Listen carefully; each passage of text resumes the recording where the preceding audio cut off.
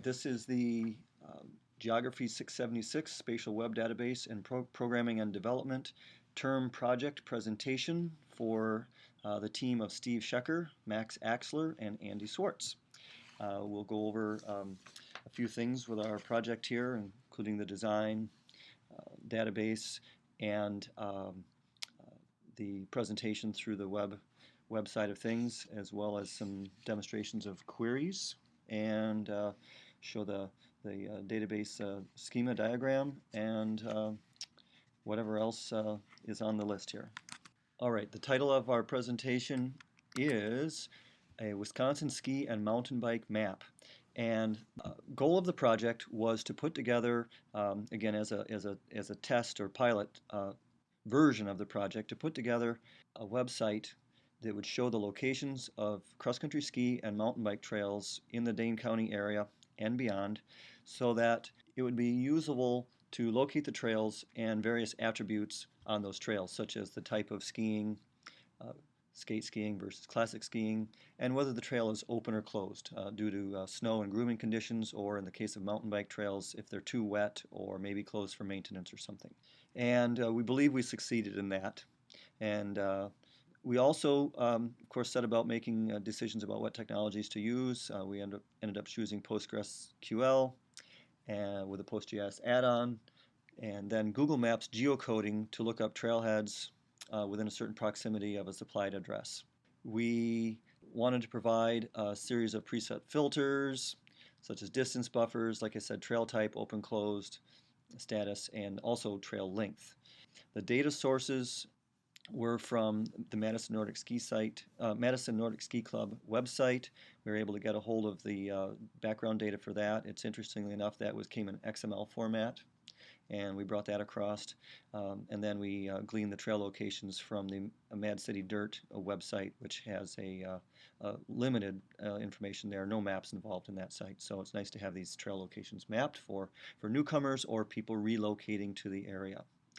One of the things we'd like to add on would be park polygons, and maybe even someday some links or hypertext from the pop-up balloons on the different trails to allow you to click on hypertext, which would give you the actual trail map if there's a specific map for that trail. So a user can learn a little bit more about the terrain, mileage, distance, challenge level, etc. Okay, as I said, it's useful for recreation and hobbyists looking for nearby trails. And again, if you're a real estate agent and you're selling a property, or you're somebody looking to relocate to Madison, as so many people are nowadays, then this is a good tool for that. All right, so here is our UML diagram, and it's deceptively simple in that we only have one major class that we ended up working with that we called ski bikes data.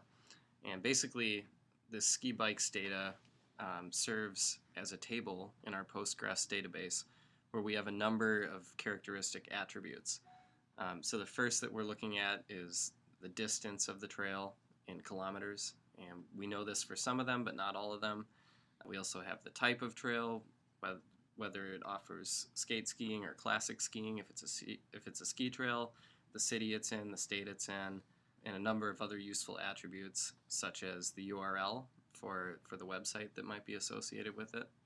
And so along with this, we have various Java methods to get this data and serve it up to our client application.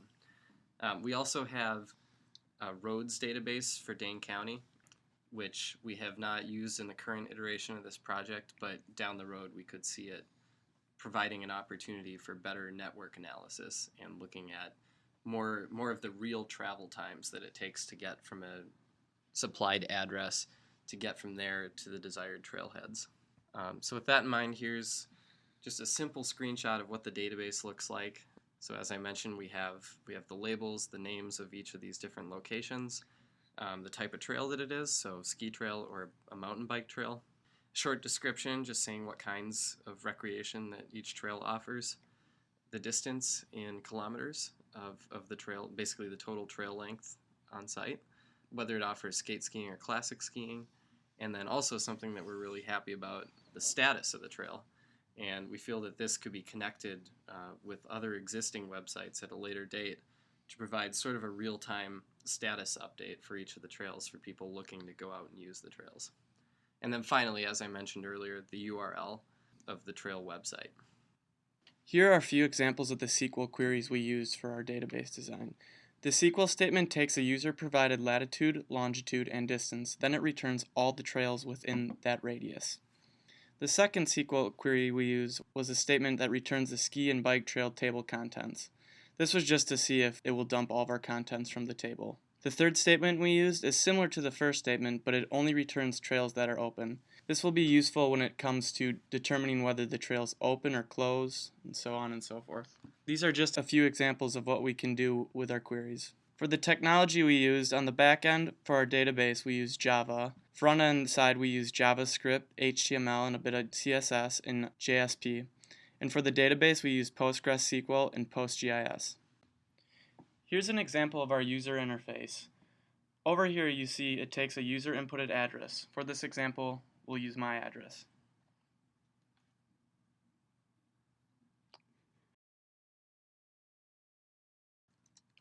Then it takes a distance buffer. This distance buffer is in miles, and it's basically a radius around that address point. The query will run and find any trails that are within a distance, that distance from the address point. So we'll use 10 miles. For trail characteristics, we can pick between either bike trails or ski trails. And for status, we can choose either open or closed. So for this, we'll use ski trails within 10 miles of my address in Madison. Now it returns all these trails that fall within 10 miles of that address point. We can click on the icons then, and it'll show information about the trail. Here's an example of the pop-up icon that comes up when you click on each trail symbol. It gives a description, trail distance, a URL to its website, trail type, skating, skiing, classic skiing, and the status. As you can see, the status is closed, so we made sure it would highlight in red.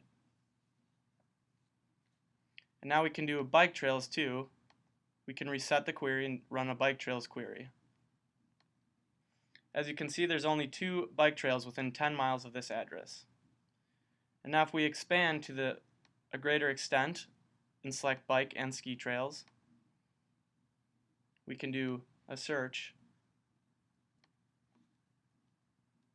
within 30 miles, for example, and it'll give all of the trails within 30 miles, or we could even open it up to the state of Wisconsin.